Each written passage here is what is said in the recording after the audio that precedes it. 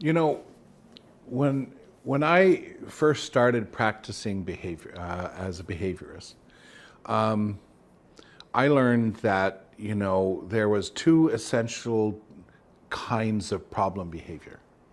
There were behavioral excesses, and there were behavioral deficits.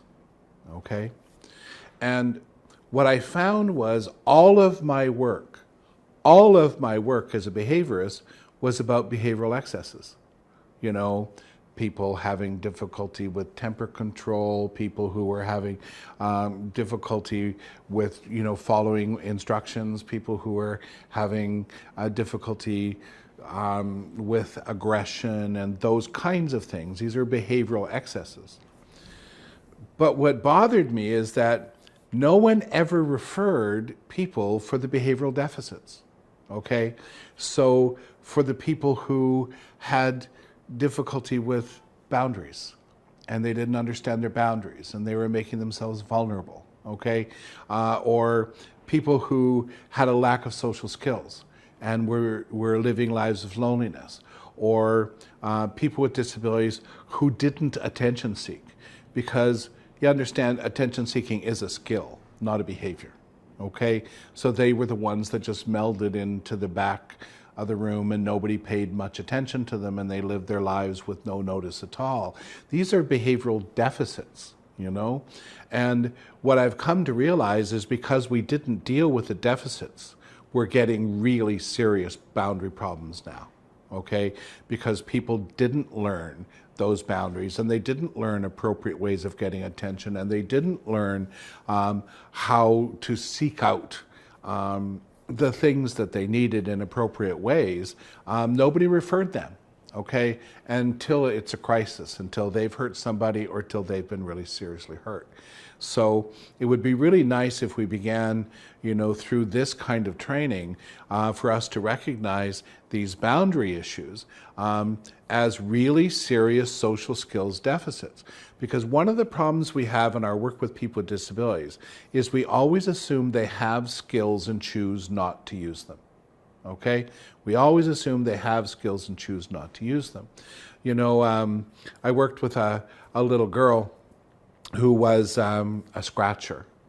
She was in a school and she scratched her teacher, she scratched the teacher's assistant, she scratched the school secretary. She never scratched any of her peers, but she scratched all these other people. And when I met with the teacher, I said to the teacher, do you have any idea why she's doing this? Oh yeah, I know why she's doing it. And I said, well, why is she doing it? She said, well, she's an attention seeker.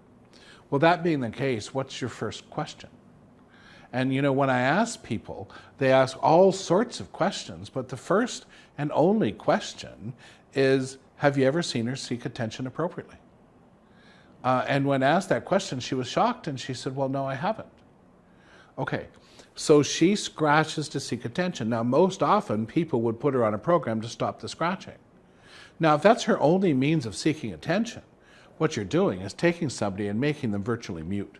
Okay, so what we need to do is we need to recognize those skill deficits that lead to the problem behavior. Okay, I believe behind every problem behavior is a skill not learned. Now, this is only my point of view. I think there's no research on this, but it has certainly been in my practice that behind every problem behavior there's a skill not learned, because we constantly assume that people with disabilities have skills and they simply choose not to use them. And you see that when you see people who talk about people with disabilities who have got poor social boundaries. Okay, they come too close, they do all these things. People think it's willful. It's willful, okay? Rather than questioning, well, have you ever seen this person show appropriate social boundaries? Under what circumstances did that happen? Well, no, they pretty much always barge in. Okay, well, there's your problem. Okay, that means they don't know the social boundaries. So I think we end up punishing people for what we didn't teach them. Okay, so what my hope is, as people learn to think about these boundaries, that we learn about our practice, we learn about what it is that we're doing, what it is that we're teaching, and taking a look at the mistakes that they make and say, okay, where's the skill behind that? Do they have the skill behind that? If they don't have the skill behind that, how do I teach that skill? How do I make that skill learnable? Because I don't believe that people with disabilities get up in the middle of the night and go down into the basement and plan how to make the day difficult for everybody around them. Okay, I think people with intellectual disabilities are facing a really serious disability with learning. And because they face a real serious disability with learning, the world is very hard for them. So what we need to do is we need to make sure that we're not making assumptions into the character of someone with a disability simply based on their behavior. You know, do they have these skills? Okay, and if they don't, well, then that's when we get to work. That's when we start doing this teaching.